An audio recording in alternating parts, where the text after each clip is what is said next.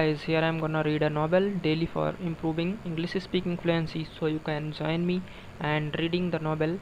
I'm 100% sure you will get improvement through this video series. So hope you guys are agreed and want to improve your speaking skills with me. Please do subscribe my channel for further videos. Let's start reading. Novel name is Three Men in a Boat. Chapter 4. Ready for the trip.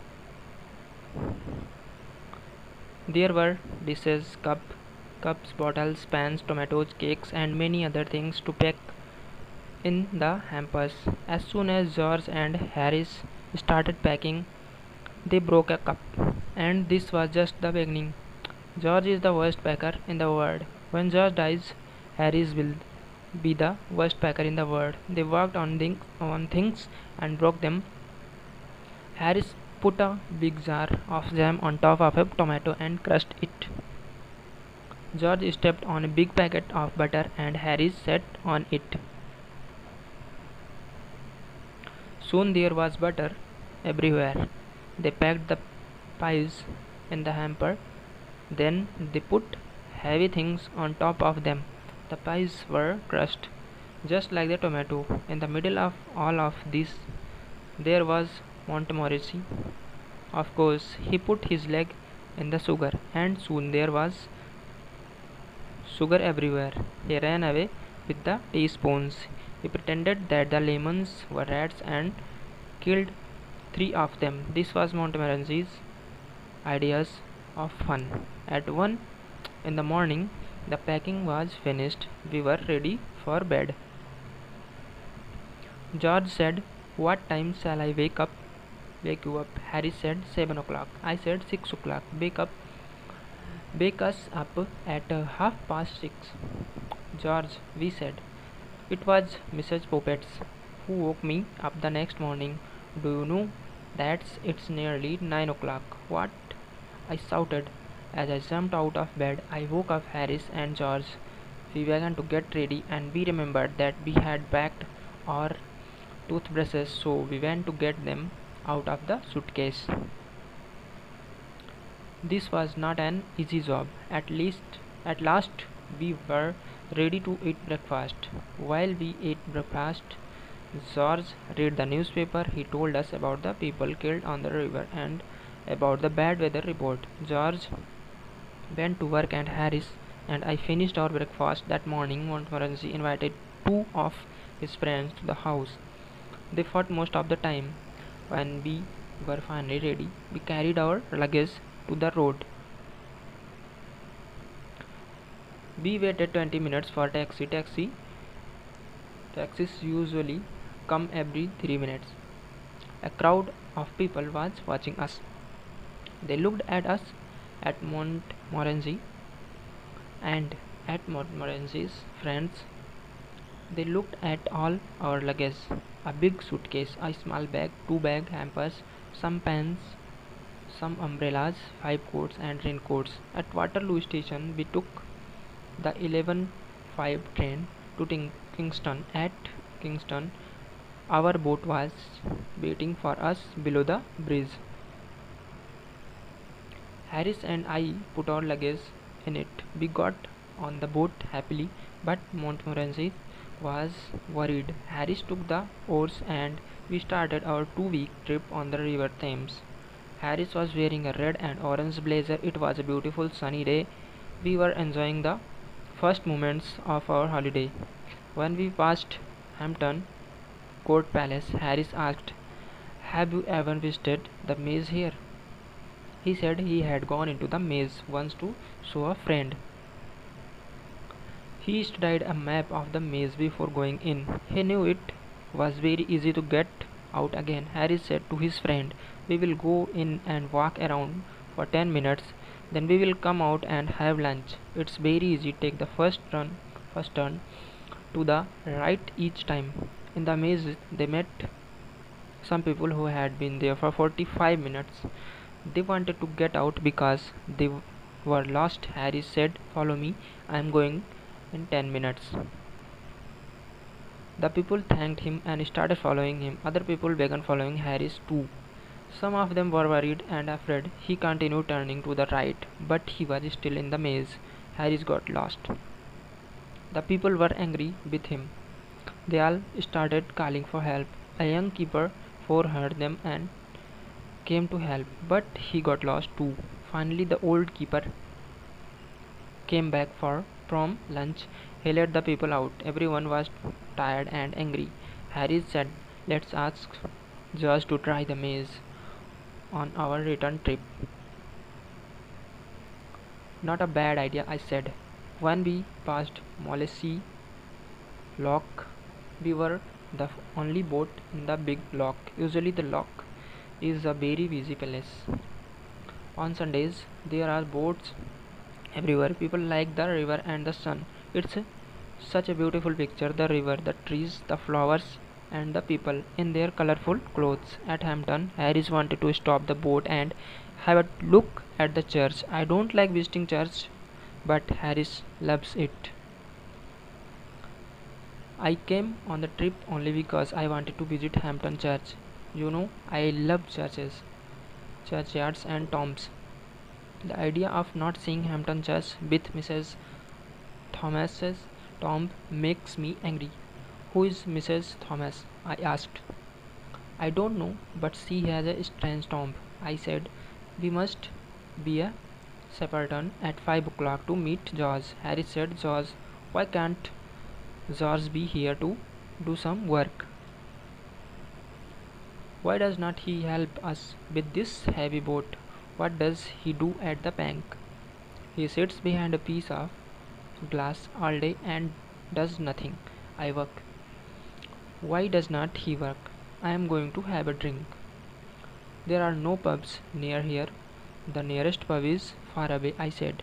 "What? We will all die of thirst. No pubs." "If you are thirsty, we have water in the boat," I said. "Water?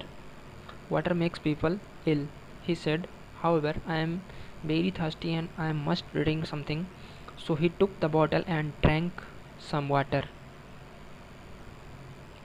We stopped at Campton Park and had lunch under the trees. Kiwi, good food always comes Harry's. We reached Sunbury Lock at 3:30. We then went to Walton, which is a historical town. Julius Caesar stayed there with his soldiers. Queen Elizabeth, I stayed there too. You can never escape from that woman. She was everywhere. Next we came to Halliford and Shepperton. There is a tomb in the Shepperton churchyard with a poem on it. I was afraid Harris wanted to stop and visit it. I saw him looking at the church as we passed near it, so I moved the boat suddenly and Harry's cap fell into the water. He pulled it out and was angry with me. Fortunately, he was worried about his wet cap and forgot about the church. As we came to Bay Bridge, the first thing we saw was a colored blaze. When we got closer, we saw that George was inside of the blaze. Montmorency started barking furiously. Harris and I shouted loudly. George waved his cap and shouted too. The lockkeeper, I ran out because he thought someone had fallen into the water. When he saw that no one was in the water, he returned to his work. Now that George was on the boat, we decided to make him work. He did not want to work. Of course, I had a bad day at the bank, George said. Harris, who is a little cruel, said, "Now you are going to have a bad day on the river. A change is good for you. It's healthy. Come on, get out of the boat and tow." George did not know what to say. After a moment, he said, "It's better if I stay here and prepare tea. It's very difficult to prepare tea and you look tired." We did not answer. We gave him the rope. He started walking and pulling the boat. I remember that George once saw a young couple who were walking by the side of the river. They were pulling a rope behind them and they were walking. They did not notice that there was no boat at the end of the rope. They had probably had a boat at the end of the rope when they started, but they had lost it. When George saw this, he took the rope out of the water. Then he tied it to his own boat. So the young couple towed George and his three fat friends up to Marlow. When they looked back, they saw that they were towing a boat that was not theirs. The young man was surprised and angry. The young lady said, "Oh, Henry, where is Aunt Mary?" No one knew what happened to Aunt Mary. The most exciting thing is to let girls tow your boat.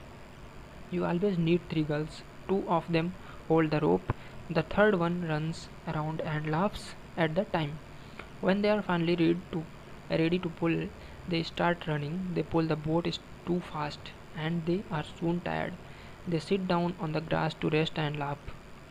While they rest, your boat goes out into the middle of the river. "Oh, look," they say, "the boat's gone to the middle of the river." They laugh, jump up, and start pulling it again. Then one of them decides to stop because she needs her hat. Then another wants her red shawl. I Now one of them needs a comb for her hair. The other wants her handkerchief. This goes on for most of the afternoon. It is never boring when three girls tow a boat. George told us to Penton Hook. We stopped there and decided to spend the night on the boat. We found a pretty place. We tied our boat to a big tree. We were all hungry and we wanted to eat.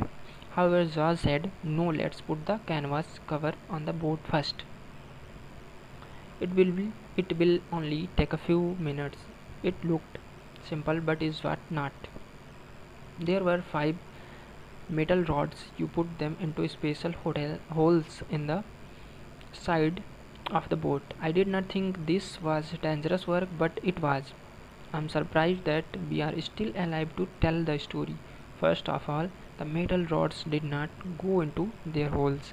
We jumped on them, kicked them, and pushed them.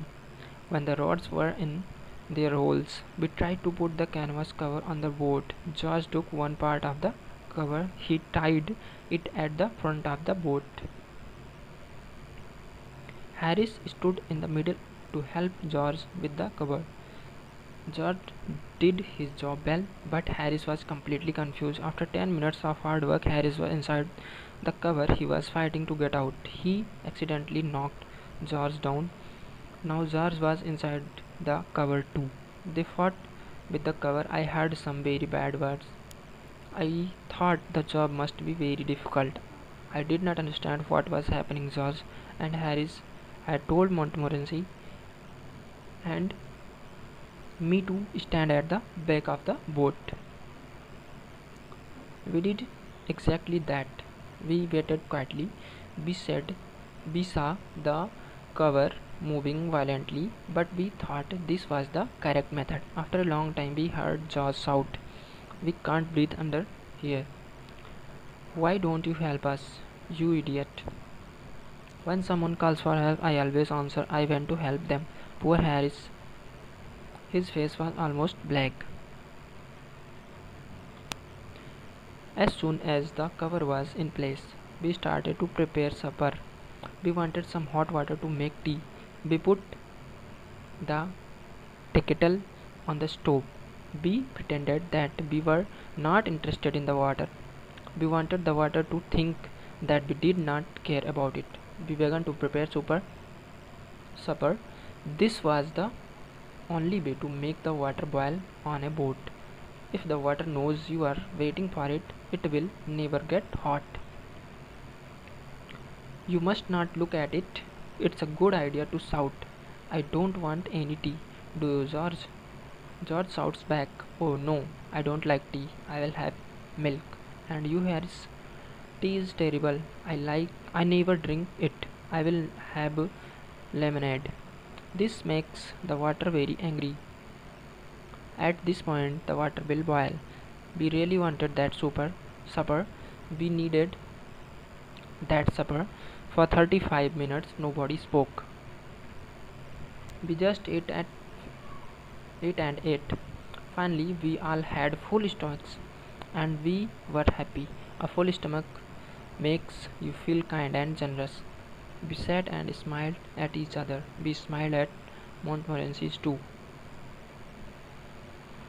We started smoking our pipes and began to talk. We went to bed at 10 o'clock. I did not sleep well. I was not comfortable in the boat. I woke up at 6 o'clock the next morning and George did too.